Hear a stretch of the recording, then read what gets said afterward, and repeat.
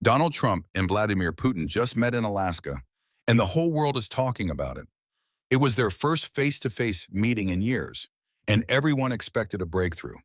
But instead, the outcome left people wondering what really happened behind those closed doors. Let's break this down. On August 15th, Trump hosted Putin in Anchorage, Alaska. The goal?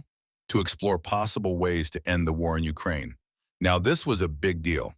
Putin hasn't set foot on U.S. soil since Russia launched its full-scale invasion back in 2022. But here's the catch.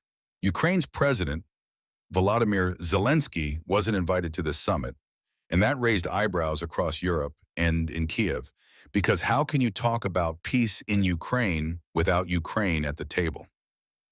Main body. What happened at the summit? When Putin arrived, he was welcomed with full ceremony. A red carpet, warm greetings from Trump, the works. Then the two leaders went behind closed doors with their top aides for almost 3 hours.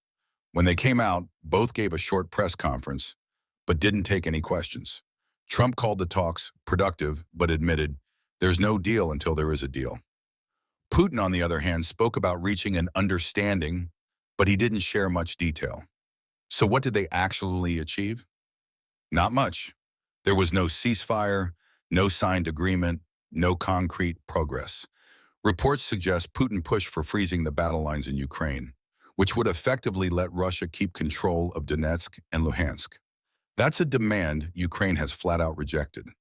Meanwhile, Trump shifted from pushing for an immediate ceasefire to talking about a broader peace agreement, but in vague terms that sounded closer to Putin's position than Ukraine's.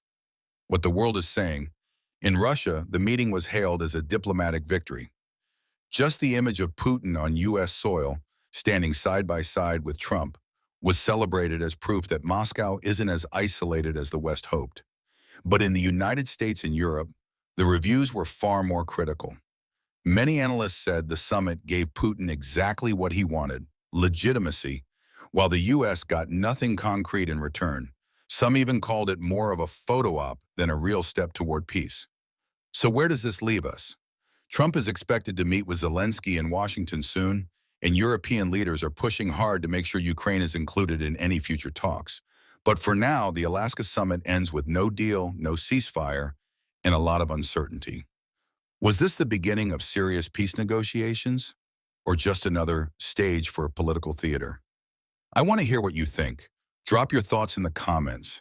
And if you enjoyed this video, don't forget to like, comment, share, and subscribe to Donnie World Playbook for more updates on global politics.